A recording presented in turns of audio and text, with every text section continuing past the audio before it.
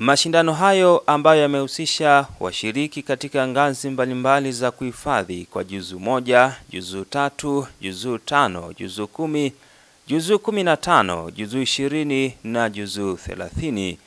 Katika kipengele cha juzu 30, mshindi ni Ismail Yusuf Hamadi, mwanafunzi kutoka chuo cha uhasibu. Wallahi najisikia vizuri sana kuwa miongoni mwa washindi, haswa kuwa ni mshindi wa kwanza katika mashindano haya, alhamdulillah. Kwa kuwa tulikuwa ni wengi lakini Allah amenichagua mimi, nashukuru kwa hilo. Aidha, mashindano hayo yalivuta hisia zaidi baada ya wanafunzi wawili kutoka Chuo Kikuu Zanzibar ambao ni watu wenye ulemavu wa macho kuibuka na ushindi. Juzu nilizoshiriki ni 10. Alhamdulillah rabbil alamin, kwa sababu nimehifadhi juzu 15 lakini leo nimeshiriki juzu 10 na nafasi nilioipata ni nafasi ya 3. Na nimeipata nafasi ya 3. Kama ningepata ile misahafu ya Braille, yani nikasoma Qur'ani kwa uhakika kabisa, basi naamini nafasi ya kwanza leo ningeondoka nayo.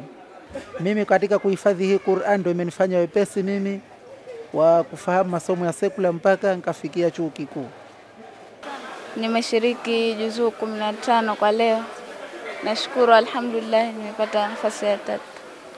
Teknolojia imekuwa, kuna misafu ya Braille nasomea ambazo ni hati zetu tunatumia sisi wasiona, lakini pia kuna nasikiliza kwenye simu kwa njia ya audio, napata kufanya murajaa.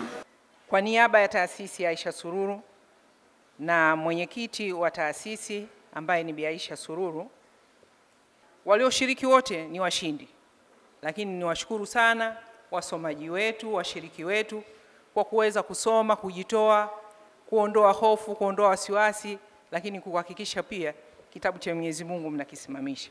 Kwa hiyo watu lazima wajifunze, wajue kilichopo ndani ya Qur'ani. Ukishapata na juzu 30, basi vile vile unaweza ukaelezea ukapata athari ya juzu 30 zile zilivyo. Na hii inapatikana kwa lugha ya Kiarabu, kusoma, kujua lugha ya Kiarabu.